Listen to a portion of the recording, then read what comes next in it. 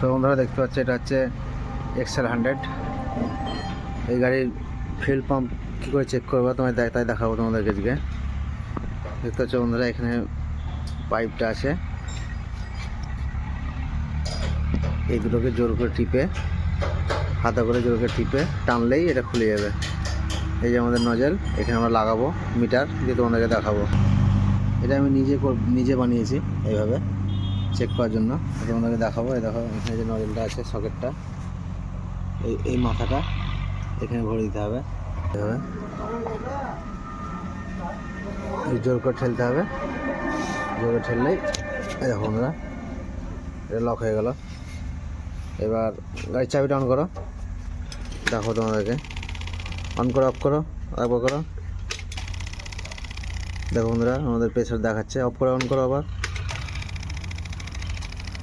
Of করে on করো, আরেকবার। দেখো বন্ধুরা যতটা প্রেসার লাগে ততটা প্রেসার চলে এসছে।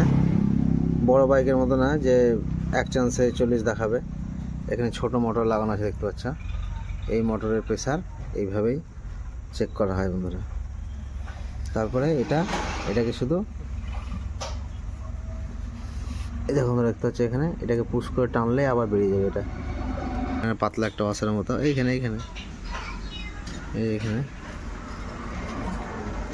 এটাকে পুশ করতে হবে ভিতরে। দেখো বন্ধুরা পুশ করে দিচ্ছি ভিতরে, এটাকে টানলে খুলে গেল। এটাকে পুশ করতে হবে।